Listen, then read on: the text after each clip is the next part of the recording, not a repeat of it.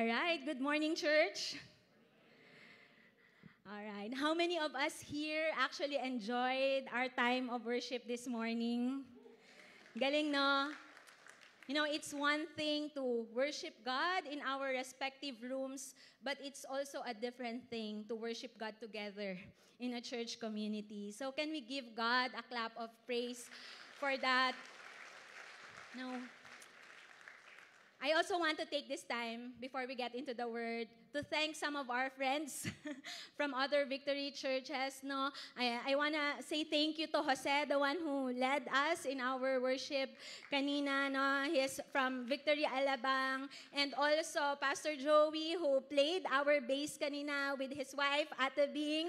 No, they're from Silay, serving our church also there. And they've been here to help our music team and some of our serve team members when it comes to songwriting. Are you excited that we will also produce our own songs as a church? Diba? So hindi lang tayo kakanta, pero magko-compose din tayo. And those skills or talents that we have, we believe that it is really intended to glorify God. No, so we thank these people. Thank you, Pastor Joey, Ate Bing, Jose, for just really blessing our church also with your time, imparting so much of your gifting and your skills. No, there were times that Jopet would randomly call them and ask them, "Can you be here in our church and help our music team?" And you know what? They would never say no. They will always be here. In fact, we have also visited our church in Silay, very beautiful place. We hope that you can visit there. Even Jose, when Jopet asked him, "Can you sing during our wedding?" 8 years ago, tama ba ang computation ko? No? He was so glad to just really serve as friends that we have. No? So we are very, very grateful. Thank you for being here in Davao. Anyway, welcome everyone to our morning service. It's good to be here. And we are in our series right now, Jesus is Greater, and this is our hope. And this is our desire that in our respective lives, when we say Jesus is greater, it's not just going to be an empty confession, that it would truly be a life that we live, it would truly be a truth that we hold on to, and where we allow our lives to revolve around. And today, we're going to talk about better Moses, or Jesus is greater than Moses. Do you know when you read the word, or when you read the book Hebrews, roughly around 13 times that the word better has been mentioned there? In fact, ganun talaga. That was really the intention of the author to present, to tell us about the supremacy of Jesus Christ. And that's what we intend to happen in our lives as well, that Jesus will be above and beyond and supreme more than anything else sa buhay natin.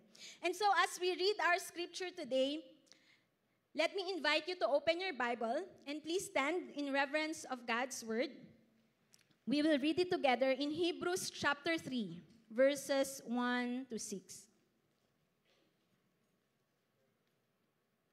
Hebrews chapter 3, verses 1 to 6. The word of God says, "Therefore, holy brothers, you who share in a heavenly calling, consider Jesus, the apostle and high priest of our confession, who was faithful to him who appointed him, just as Moses also was faithful in all God's house.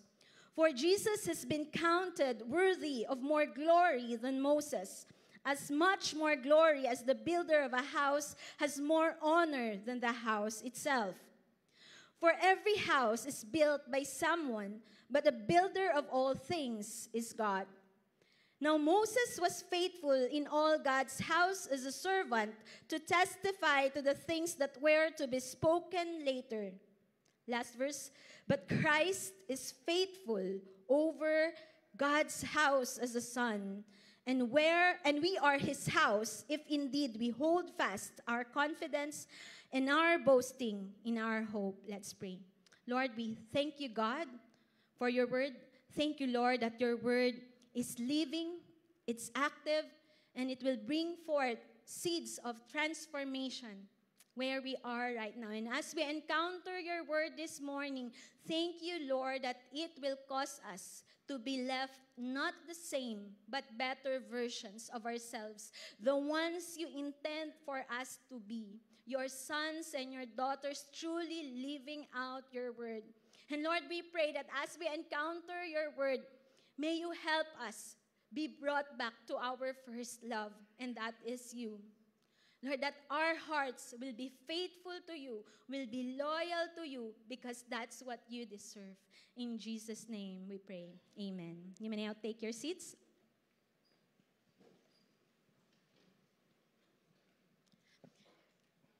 I remember exactly 9 years ago, same month, around July of 2016. That was the time that I actually said yes to Jopet. Because, nagsasaya siya, no? Because 2 weeks backward, that time, it was the time when he asked me out and he laid down to me. And when we met in this coffee shop, that's where he laid down his feelings to me. And I can still remember that these are the exact words that he said. He said, Odds, I set this time because I wanted to ask you a question. Would you be okay if I court you and this is in view of marriage? And I took a pause and I didn't know what to say. It felt so awkward during that time. And so the safest answer, and I know this is what I should really answer, was to tell him, give me time, I want to pray about it. And so, of course, we went to our respective destinations. He was based to Davao that time. Here already, I was based still in Jensen that time. And I took the time to pray. I took the time to wrestle. And I realized, and I was thinking to myself, that Jopet did not just lay down an idea of courtship or pangliligaw, but I was thinking anytime if I will say yes to this courtship, when he said this is in view of marriage, I have to get ready that anytime in this relationship, he might bring it to the level of marriage. And so I started to ask a question in myself, am I ready for marriage? Was I really ready for marriage during that time? And so I didn't know how to answer. I was on my late 20s that time, so I started to ask questions from the people that we trust in church. One of the questions that I asked was this: how would you know if you are ready for marriage? So I talked to some women leaders that we have, but there's this particular woman who asked me a question. He said, Odi, what is one thing that you don't like about Jopet? I started to think. I know Jopet will say, wala. He's perfect. And so I wrestled with that question, and I was not done yet wrestling with that question. She also started to ask me another question. And she said, what if you're married to Jopet, and in the span of your marriage, you will see that this very thing that you don't like about him will not change, and it can even be worsened. Can you still see yourself being married to him? Now, this is not to scare some of the singles here, but I actually appreciate what that person said, because I felt the weight of it. I felt the weight of the idea of marriage, and it gave me the truth that marriage is indeed for permanence, as how God created it to be, and marriage is indeed a covenant. And so, I lingered with this question in my mind, saying, when life gets harder, can I still say yes and mean it for the rest of our lives? And it's not just when Jopet is confronted with the things that he cannot change, but also me and also our differences. What if we will be confronted with these things again and again, and the relationship will not be easier? Can we still say yes to this marriage? Now, when we talk about covenant, I want us to know that this is also the same relationship that we have with Jesus. It is a covenantal relationship. And when we say covenant, that means it's an unbreakable commitment. That means to say you see yourself staying in this relationship, saying yes when you are going through seasons, when there's celebration, going through seasons wherein you are encountering miracles, going through seasons wherein you are encountering abundance. But not only that, you see yourself saying yes to Jesus even when life gets hard, when your prayers are taking so long, or even unanswered, when everybody else is turning their back away from Jesus. You see yourself staying there and saying yes to Jesus. That is covenant. And in our relationship with God, that's the reality. Yes, we will experience mountaintop experiences, but we will also experience valley low experiences. And when those moments comes, I want you to ask yourself this question. When it's hard, what do you do when following Jesus isn't easy anymore? What do you do when following Jesus isn't easy anymore? And that is the same tension that the audience of Hebrew, the book of Hebrew, were facing during that time. They were facing this tension.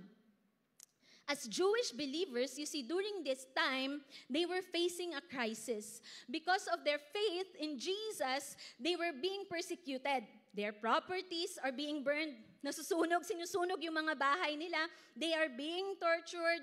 They face a lot of hostility. It was really difficult that they are so tempted to go back to their old belief, which was Judaism.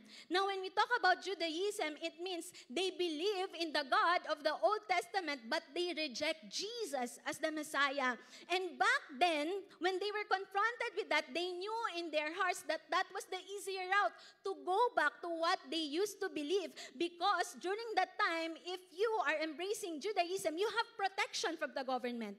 That means to say it's easy for them to express their faith. It's more convenient to them. But despite the temptation to go back, here is the author of Hebrew exhorting to them, telling them, yes, it's costly to follow Jesus. You might want to choose a path that is lesser, that has lesser suffering, that has lesser pain, that is more convenient. But this is what he said. Wait. He said, consider Jesus. In the midst of what you are going through, he was exhorting these believers who are facing a lot of difficulties. Wait, before you go to a route which is more convenient, consider Jesus. He never said, try harder. Mag-perform pa kayo. He said, consider Jesus. And that's what we will unfold this morning. What was the author saying about Jesus that we need to consider as a church, that they need to consider back then to help them with their faith? Now, the first thing that he said about Jesus that we need to consider, that they need to consider, is that number one, Jesus is the apostle and the high priest. It says in verse 1, therefore, holy brothers, you who share in a heavenly calling, consider Jesus, the apostle and the high priest of our confession. Now, let's take a look at the word apostle. Apostle means he or she is being sent by God to deliver a message.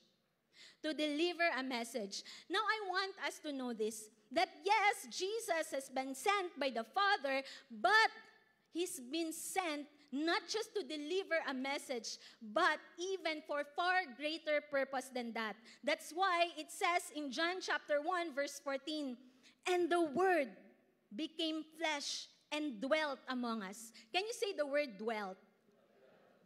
That means to say, Jesus came not just as the one who was sent, but he was the message himself.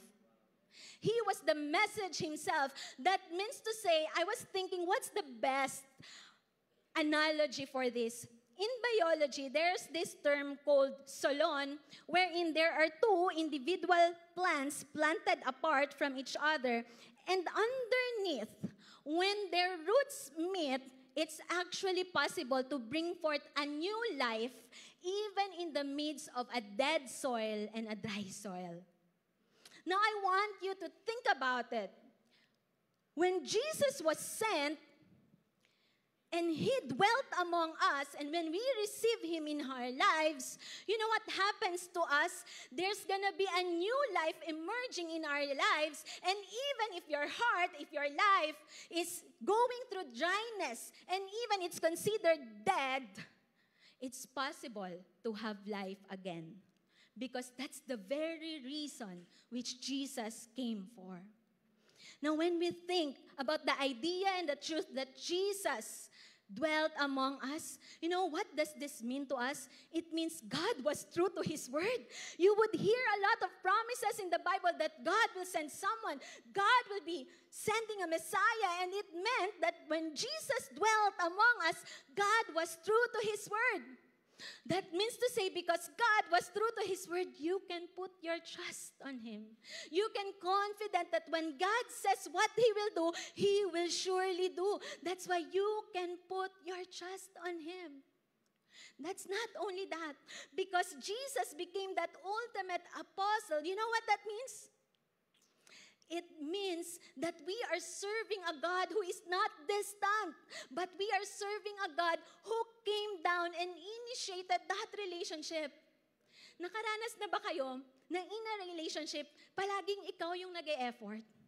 Palaging ikaw yung nag-i-initiate? But thank God that that's not what we've experienced with Jesus. It was Jesus who initiated a relationship. In fact, it was not just initiating a relationship, but He dwelt among us. That means to say He lived the very life that we should be living. He experienced pain. He experienced suffering. He experienced the discomfort of the world. That's why He is the ultimate apostle.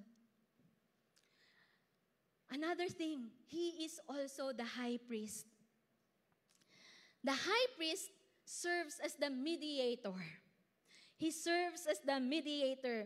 Back then in the Old Testament, the role of the high priest is to be in the tabernacle, because when there are people who have sinned, they're going to give their offering there, and the high priest will be the one who will bring that to the altar.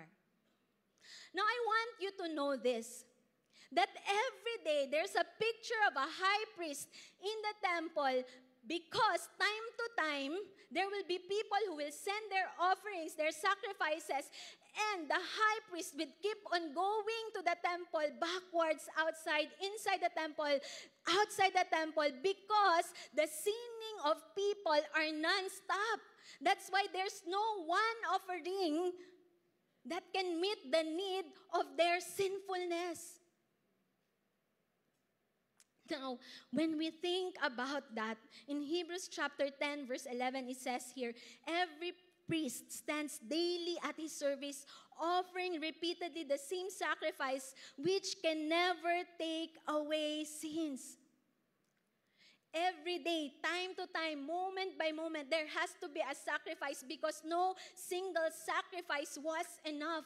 That's why he has to go to the temple repeatedly. Now, this is what made Jesus radical. It says in verse 10, and by that we have been sanctified through the offering of the body of Jesus Christ once and for all. Once and for all. That means to say, Jesus was the high priest who did not just carry a lamb offering, but he became the lamb himself. He became the lamb himself. He did not just sacrifice, but he became that sacrifice. He was the one who went through death. He was the one who went through punishment. He was the one who catched and carried the wrath of God. And because he was sinless, he was the ultimate sacrifice, and his sacrifice was enough. You know what that means? There's no repetition of what the high priests were doing, because Jesus was enough. In Hebrews chapter 10, verse 12, it says there, when Christ had offered for all time a single sacrifice for sins, he sat down at the right hand of God. You know, in the Old Testament priest, you would never see a picture of a priest sitting down. It was only Jesus who had a picture of a priest who sat down. You know why in the Old Testament? Because there's this cycle of people sinning, and then they try to make it right with God and go back to the same pattern again, and yet they know that they cannot change themselves, and so they would go back to sinning again, and then they will try to make it right again with God, and they will try to perform again before God, and they figure out that they cannot do it, and so they go back to this pattern of sinning again. Looks familiar. Isn't that the same thing we've been doing in our lives? The unending cycle of sinning, saying sorry to God, trying our best to make things right, and then sinning again, saying sorry again to God, trying our best again to make things right, and it's an unending pattern and cycle of that, which is very exhausting. Have you tried to overcome a sin in your life? And have you experienced how difficult was that? And only then, when you see the misery that you are in, only when you see the hopelessness that you are in, would you be able to say, "Thank Jesus." Because we were in that hopeless state too. And because Jesus became the high priest, after the ultimate sacrifice, he sat down. You know what that meant to us? It means Jesus' work was enough. And because Jesus rested, we can rest too. Because what Jesus did was enough. Now, when the Hebrew author said that Jesus was the apostle and the priest, he meant to say that Jesus both fulfilled a priestly role and an apostolic role. Now, when you go back to Moses, Moses only fulfilled an apostolic role. He was sent to deliver a message. And Aaron, it was Aaron who fulfilled the priestly role. That's why it was Aaron who would offer the sacrifices. Now, Jesus was not just an apostolic role, or he was not just embracing a priestly role, he embraced both. That's why we can say that yes, Jesus is the message and the sacrifice, thus the work was complete once and for all. It was Jesus who completed the work. Another thing that the author said that we are to consider, aside from Jesus being the priest and the high priest and the apostle, he said that he is also the builder of the house. That Jesus was also the builder of the house. In verses 3 to 4, it says there, "For Jesus has been counted worthy of more glory than Moses, as much more glory as the builder of a house." You know, when you think about Moses, Moses was like a huge hero in the lives of the Jews because he really did a lot of great things. You know, Moses was the one who led them out of Egypt. Moses was the one whom God used so God can perform miracles. Remember the parting of the Red Sea. Remember all the plagues. Moses was the one who felt the exhaustion, yet he was so faithful in serving God. Moses was the one who received the law of God and came before God face to face. Moses was the one who wrote the first 5 books of the Bible, the Torah. That's why when we think about Moses, Moses before them is really a huge person. But no matter how huge Moses was and how faithful was, you know what? The author made a bold claim. He said in verse 3, Jesus has been counted worthy of more glory. Jesus has been counted worthy of more glory. You know, when we think about Moses, yes, he led the people well. Yes, he did a lot of things, but he was a servant. He was just part of the house. Who was the builder? It was Jesus. It says here in verse 3, Jesus has been counted worthy of more glory than Moses, as much more glory as the builder of a house. Now imagine the most beautiful building you've ever seen. Think about maybe the Burj Khalifa or maybe the Marina Bay Sands. Now, when you think about how beautiful, majestic these buildings are, you don't get to appreciate the staff who are working there, the receptionists, and all of that. The first thing that you will appreciate, or the first person that you will appreciate, was the one who built it. Now, in the same way, I want us to know that the builder is Jesus. That's why all glory should be unto Him. What did Jesus build? When we say household or building, it was referring to the people of God. It was us. And the question is, how were we built? We were built when Jesus died, sacrificed Himself, was crucified, and resurrected. And when we put our faith on Him, that's when we become household of God. And because of what Jesus did, He became the builder. That means to say, yes, Jesus is the builder, and because of His blood, we realized, or we now belong to the household of God. Now, what does it mean? Because of what Jesus did, we became sons and daughters of God. We now have a home. That's why when we say Moses did great, I want us to know that Jesus did far greater. Yes, Moses led the people out of Egypt, but we know that even if they were out of the Egypt, you know what? Egypt remained in their hearts. What Jesus did was He delivered the people, all of us, from slavery of sin and death.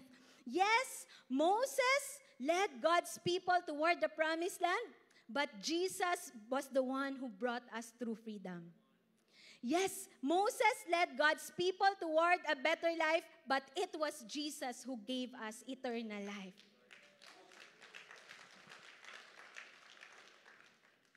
You know what that means to us? We don't have to work hard to be part of God's family. It was Jesus who did the hard work. Because of what Jesus did, we became part of God's home. We have a home. You know, we don't deserve that because who are we? We are enemies of God. We live a life that is so far from the standard of God, we don't deserve it. Yet Jesus was the one who made a way so that we will become part of God's household. Do you know how it's like to have a home? A real home, a thriving home, a loving home.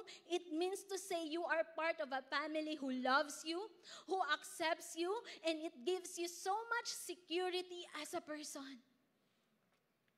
Now, it may be hard to say this, but we live in a world where it seemed like it's already accepted and it has already normalized that people live in broken families, that people live as orphans. But I want us to know of what Jesus did. Jesus made it possible for everyone to belong to a household. Jesus made it possible that we will be part of a new family, and that is the household of God. The last thing that the author has to consider is Jesus as the Son. It says in verses 6-5, now Moses was faithful in all God's house as a servant to testify to the things that were to be spoken later. But Christ is faithful over God's house as a son. Now I want us to know the contrast of this. Moses was referred as a servant. Now, there are two words when you read the Bible and you came to come across the word servant, there's this term doulos, which means you are a bond servant. You have surrendered your all to God. But there is also this term therapon, which means you have an important task and you have an important message to carry. Now, the term that was used for Moses was therapon. That means to say, when he said that Moses was servant, it means to say Moses was carrying a message and he is preparing for something greater. That's why when we say that Jesus is greater, it was by virtue of sonship. Now, it says in verse 6, but Christ is faithful over God's house. Christ is faithful over God's house as a son. That means to say Jesus is not just a servant, He is the Son.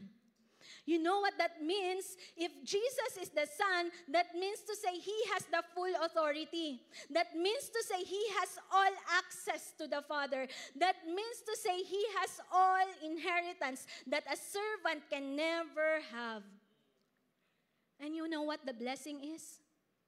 It's through Jesus that we became co-heir with Christ. That means to say, what it means to us, aside from God expressing His deep love for us, that He could have just sent a servant to die for us, but He sent His Son to die for us. That means to say, imagine the extent of what God's love can do. But not only that, God did not just settle in expressing His love for us, but God made us His sons and daughters through Jesus by that, which means to say we also share the authority in Jesus' name. By that, it means to say we have now access to the Father. By that, it means to say that we also have inheritance. Something an orphan can never have, but now we can because we have been made as sons and daughters of Christ. Now, when the author was saying, consider Jesus, explaining everything, Jesus being the apostle, Jesus being the messenger, being the sacrifice, who made the way, built the house of God so that we will belong in this house, Jesus became the Son so that we can share in the authority, in the relationship with the Father, even in the inheritance. This was his conclusion. After you consider what Jesus did and who Jesus is, that you may conclude that Jesus is infinitely greater. Infinitely greater. Telling them that before you go back to the past faith that you had, I want you to know that Jesus is infinitely greater. Yes, it may feel like your past was great, but Jesus is greater means Jesus is greater than anything behind us. You may look at your past and it's worth celebrating, but He is reminding us that Jesus did far greater than that. He is greater than anything behind us. And they may feel that they are facing something difficult right now, and He was exhorting them that Jesus is greater than anything we are facing right now. And when you look at your future, it may seem uncertain, and our comfort is this, that Jesus is greater than anything ahead of us. Because Jesus is infinitely greater. And because that was the conclusion, we could also say that Jesus is worthy of all glory. Jesus is worthy of all glory. Jesus is worthy of our all. That's why it's okay. Don't turn your back away from Him. Don't let go of your faith, because Jesus deserves your wholehearted devotion. That's what He desires, that we, as the readers of it, will give our wholehearted devotion to God. But He was not done yet. In fact, He continued and gave a warning. It says in verse 7 to 8,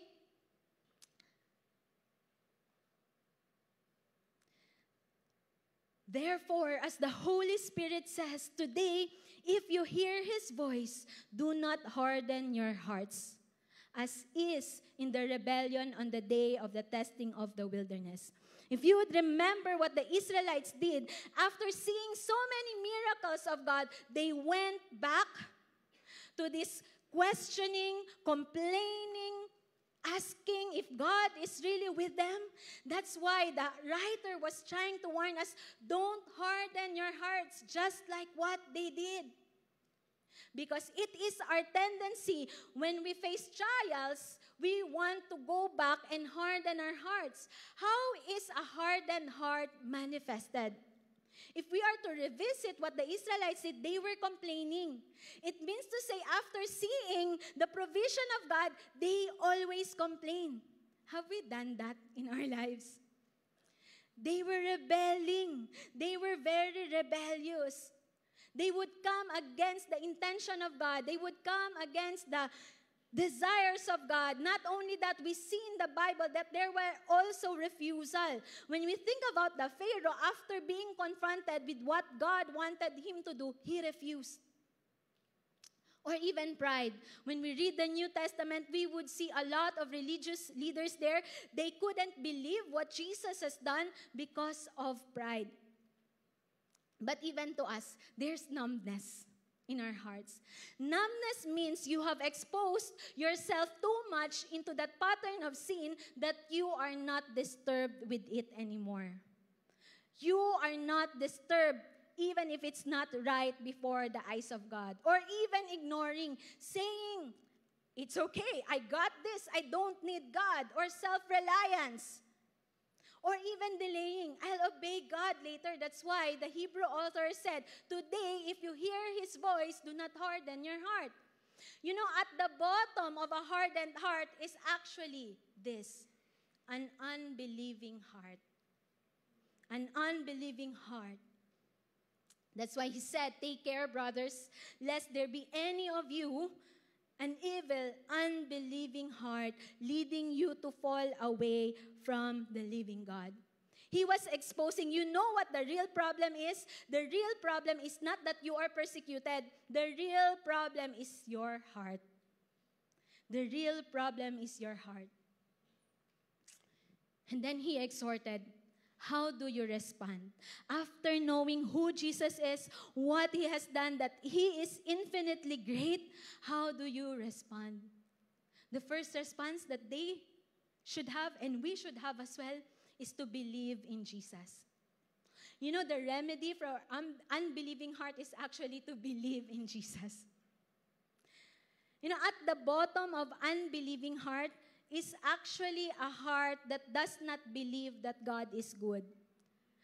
At the heart of unbelieving heart is a heart that actually does not believe that God will provide, that God is a loving God, that God is a faithful God, that God is a forgiving God, that God is a powerful God. That's why the first response that we all should have is to believe in Jesus. When the lies of this world is confronted to what Jesus is saying, I'm hoping that we will hold on to what Jesus is saying because it is the truth and the only truth that we are to hold on to.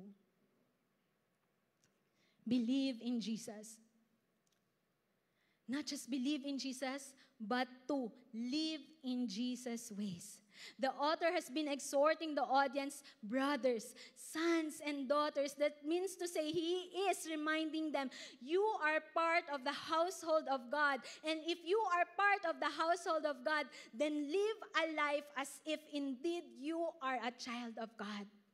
If you are part of God's kingdom, then embrace kingdom living.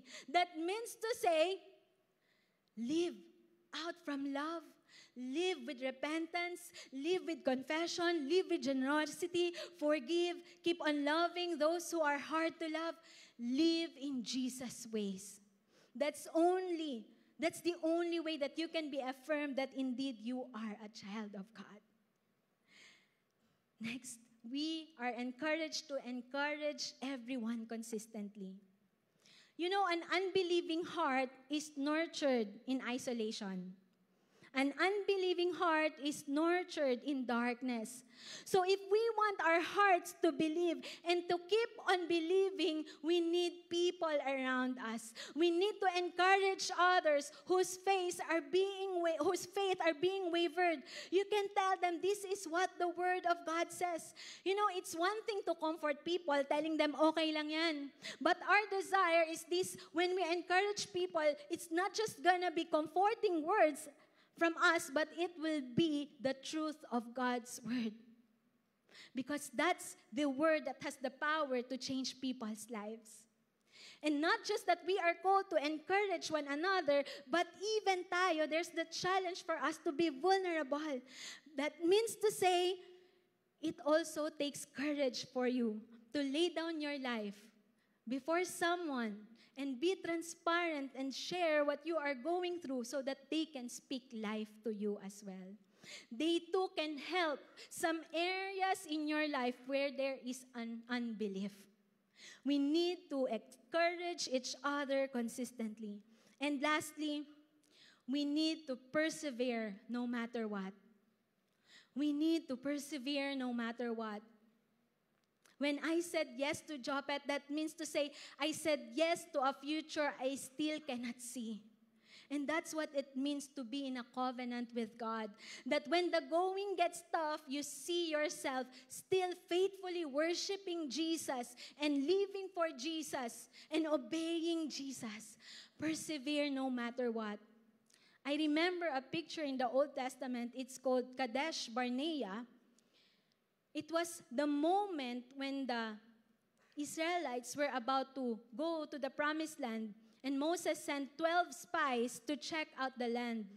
And 10 out of 12 spies said, the moment they got back, that it's impossible to conquer the land because there are giants who are living there. And so, upon hearing that, what the people of God did is they started to grumble. They started to ask, is God even amongst us? Can we just pick a leader, point a leader who will lead us back to Egypt? Same scenario. And God grieved because of their unbelief. That's why when we think about that state, the Kadesh Barnea, it was named as that because it means a place of wandering. When their faith was tested, they were wandering. They would want to drift away from God's purpose, from God's direction in their lives. And I'm not sure, to some of us here, to some degree, there can be times that we will be in our Kadesh Barnea moments, our own place of wandering, when our faith is tested, when we are tempted to let go of our faith and turn to our previous things that gives us pleasure and joy and peace and love. But as you are in that Kadesh Barnea moment, what I wanted to tell us is this: persevere no matter what. Pursue Jesus no matter what. When everybody else are leaving the faith, that you may hold on to Jesus. When it seems like you can't bear it anymore, you can go to God, you can cry to God, but don't walk out of the faith. Stay with Jesus. When it seems like there's no one that you can hold on to anymore and things are not happening according to how you planned them to be, you can trust that God is supreme and He knows what He is doing. That's why the conclusion is when we say, consider Jesus, what the author was saying is Jesus, period. That means to say, you don't need anything anymore. You only need Jesus. I hope we understand that when we go through experiences and circumstances in life when it's not easy, understand this, that the point of life is not to have comfort. The point of life is not to escape pain, but the point of life is Jesus. That's why it's Jesus, period. Because when we live for Jesus and when we pursue Jesus, we actually have everything we ever need. You may be in this state where it feels like you have nothing, when it feels like you are in a misery, but as long as you have Jesus, you have everything.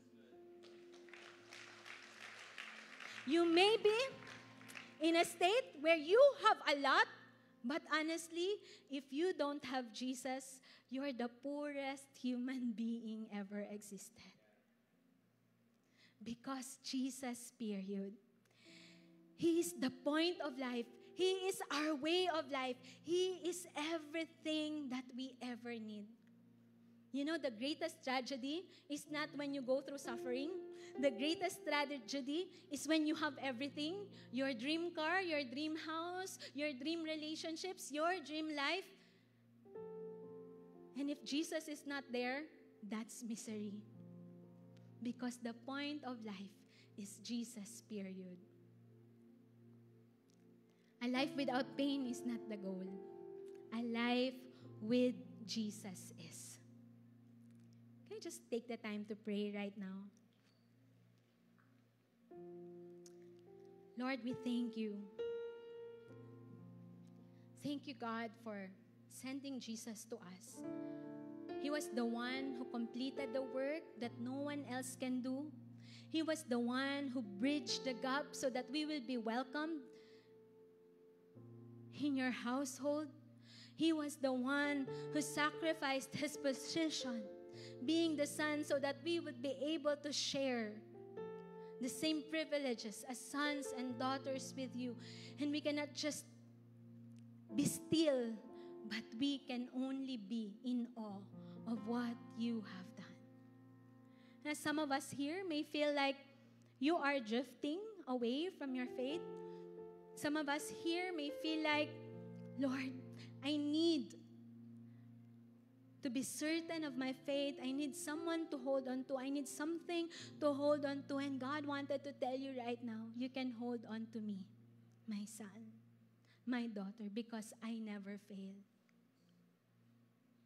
And may feel like some of us here, Lord, I've been away from you for so long, and it felt like my heart is that hardened heart that's been described, filled with rebelliousness, filled with complaining, filled with ignoring your voice, filled with numbness. But you know what? God wanted to remind you right now that He can give you a new heart, a heart of flesh, a heart that beats for Him, a heart that obeys Him. So receive that heart right now. Jesus, thank you for what you have done. Thank you for the miracles of a changed heart, the miracles of a changed life that is so possible right now. Thank you that we are not far beyond your reach, that we are not too miserable, that your grace can never reach us anymore. But your grace is greater still. Your faithfulness is greater still. That's why there is hope in our lives right now. And when we are confronted, when circumstances where we are so tempted to let go of our faith, give us the strength. Give us that reminder that you indeed alone who matters in our lives. It may be possible that we will be in a position when we don't have everything. Help us to look to you, Jesus, because you are our everything. Can you invite us to stand? And I want us to worship God right now. You know, we've been singing that we are serving a faithful God, that God is faithful then, God is faithful now, that God is faithful always. How many of us here agrees on that God is a faithful God? You know what the response is to the God who is faithful? It's worship. Our own faithfulness in worshiping Him. You just pray, Lord, thank you. Thank you that you are worthy of all worship, that all glory belongs to you, that you are worth all that we have. Can you just raise our hands and declare that before God right now? Lord, with all that I am, with all that I have, I'm going to worship you right now because that's what you deserve. In Jesus' name. Thank you, Lord. You are faithful then, you are faithful now, faithful always. Can we just declare that? Faithful then, always. Faithful, faithful now, faithful always. Look at your situation right now and declare this one. Faithful then, always. Faithful. Faithful now, Faithful now, faithful always.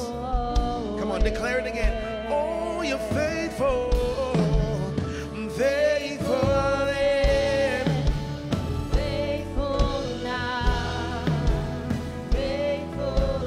you're facing right now, declare this over that situation. Faithful then.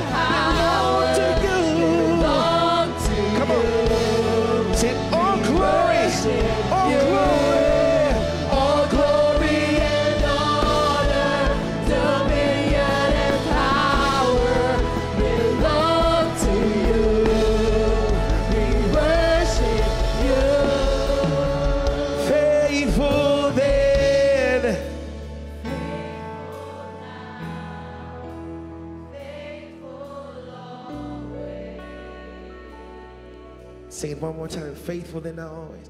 Faithful. Faithful now. Faithful always. Can we just give our faithful God a mighty clap of praise? Come on, give him a shout of praise. Come on, church, give him a mighty shout of praise.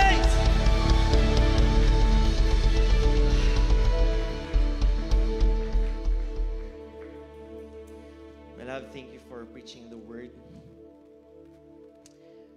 You know, while I was listening earlier, many times we go to church, we act religiously, we love the Lord, we love the church, but we're missing out on a lot of things. Audie mentioned that Jesus is the Son, and through Him and because of Him, we have full access, full authority, full inheritance. Let me give you a picture. Alex, the one who exhorted earlier, he's my cousin. But he's way older, okay? But Alex is my cousin, but regardless of how related we are, I don't have full access. I don't have full inheritance. But we're related, right?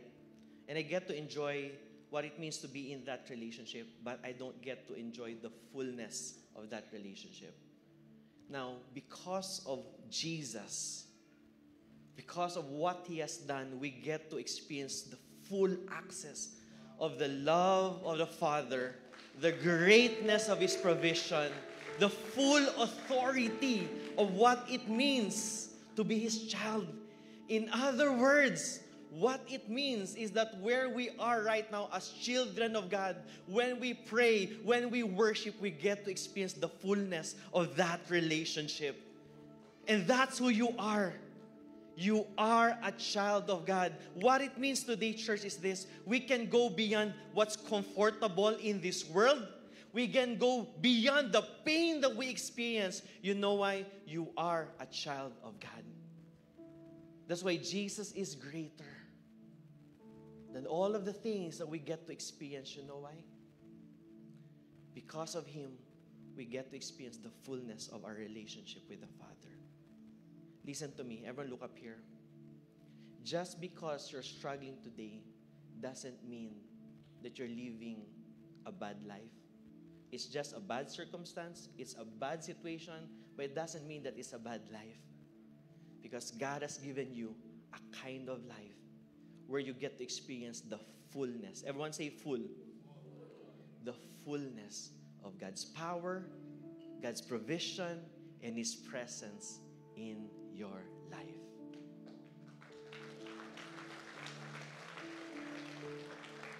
Can you look at the person beside you? Tell that person, you are loved by God. In fact, here's what I want us to do. You know, if you're in Christ, you are part of the house. And in the same way, I love what Audie mentioned earlier, that we are to encourage one another consistently. And I want us to do this. I want us to take the time to encourage one another. Don't worry, I won't ask you to find a partner and pray for one another.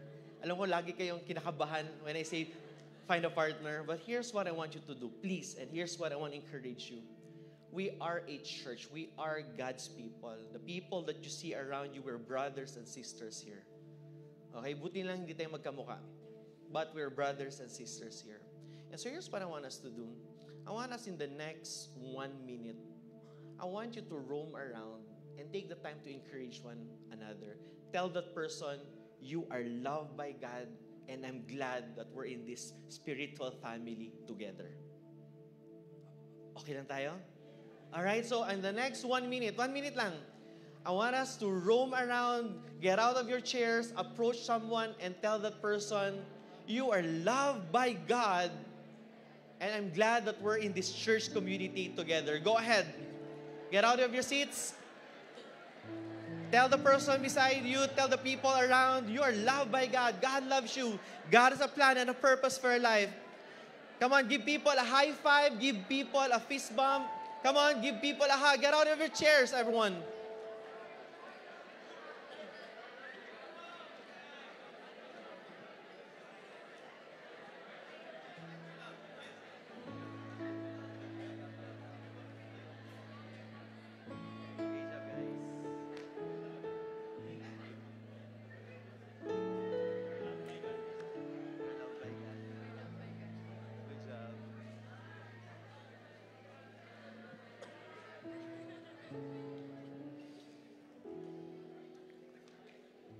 Thank you, Lord.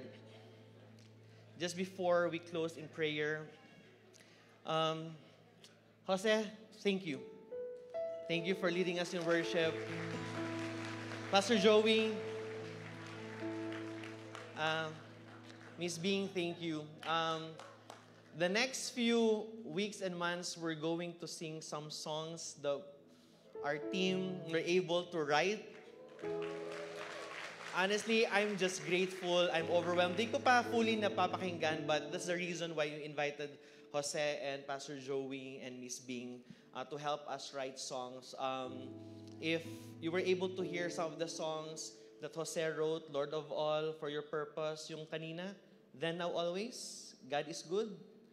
He wrote those songs, and if you're not just that, he also wrote some songs like Walang Imposible, Sige Lang Sige Yon. Siya yun. Pastor Joey naman, he wrote the song, if you don't know the song Forevermore. He's actually part of side A. But right now, side B na po siya. Just kidding. Pastor Joey is one of our pastors in Victory Silay, and he wrote that song Forevermore actually for his wife, si Miss Bing. So the inspiration and the songwriter. And now they're here to help us write songs, and I'm excited for the next few weeks and months. We're going to sing those songs, declare to the God who saved us and the reason why we're all here. His name is Jesus. Come on, let's give God a mighty clap of praise. Again, to the students, we'd like to invite you August 16, our Student Life Conference. Registration is 100 pesos. It's going to be great as we start a brand new school year. It's going to be a time of learning and how to prepare ourselves for not just a year, but a lifetime of really living for the glory and for the purposes of God. Let's all lift up our hands as we close. Lord, thank you for your faithfulness. Thank you, Lord, for being so good, so great in our lives. Lord, we're going beyond the pain. Lord, we're going beyond the doubts and the questions. Lord, even what's comfortable in our lives, Lord, we don't want to be defined by those things. But Lord, we look to your greatness. We fix our eyes on you, the author and perfecter of our faith. And Lord, thank you, because we know that you are not yet done with us. So Lord, as we fix our eyes on you, we say, Lord, thank you. Thank you for loving us. And thank you for giving us this opportunity that we get to worship you as a spiritual family. Lord Jesus, we love you. The Lord bless you and keep you. The Lord lift up his countenance upon you and be gracious to you. The Lord bless you and give you peace. We honor you, Lord. We love you. In Jesus' mighty name we pray. Amen and amen. Thank you for worshiping with us. Our gathering has ended. Our service to the world begins. Be the salt and light. God bless you all.